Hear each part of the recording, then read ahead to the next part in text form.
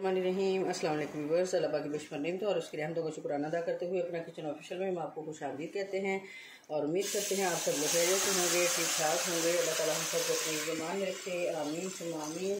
तो व्यूअर्स, मैं आज मलाई से डायरेक्ट देसी घी बनाना सिखाने जा रही हूँ आप लोगों को। ये पहले भी मैं तकरीबन 2 रेसिपी बना के अपने चैनल पर डाल चुकी हूँ। यूट्यूब की तारीख में पहली बार मैंने ही अपने चैनल पर ये रेसिपी इंट्रोड्यूस करवाई थी, क्योंकि ये मेरी एक सोच के नतीजे में ये रेसिपी सामने आई।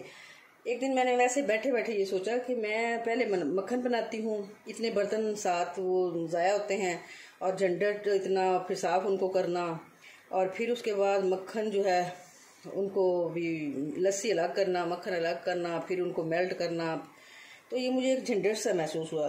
तो मैंने सोचा क्यों ना मलाई से डायरेक्ट मैं मक्खन बनाने का तरीका जो है वो अपना ईजाद करूँ। तो मैंने इस तरह 1 हफ्ते की मलाई जो थी वो इस तरह जमा करके रखी और फिर इस तरह अपने बाउल में डाल के उसको आहिस्ता आहिस्ता पकाना शुरू किया। तो नतीजतन ये ऊपर से घी अलग हो गया और नीचे जो मटेरियल था वो अलग हो गया।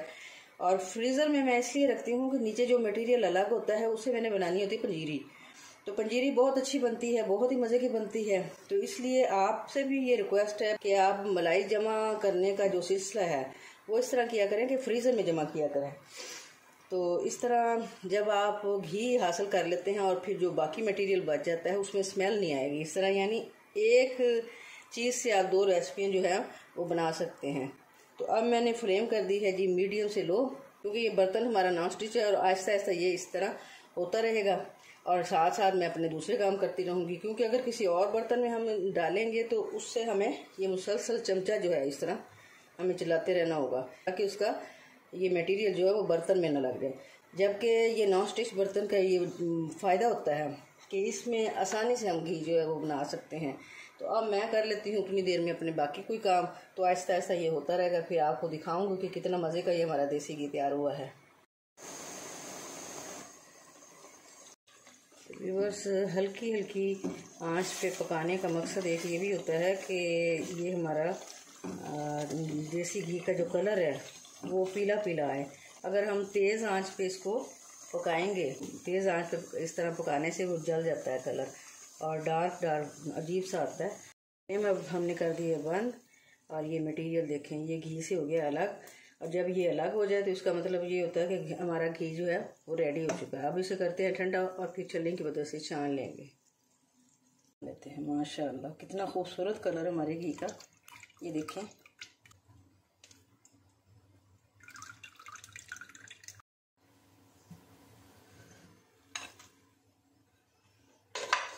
ये देखें जी मटेरियल हो गया इसका अलग और घी हो गया जी इसका अलग।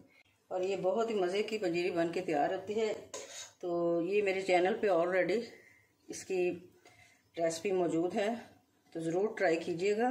तो उम्मीद करती हूँ आपको मेरा ये तरीका पसंद आया होगा। तो कमेंट सेक्शन में अपनी कीमती राय का इजहार ज़रूर कीजिएगा। Please subscribe, like and share my channel and thanks for watching my channel. Allah हाफिज़।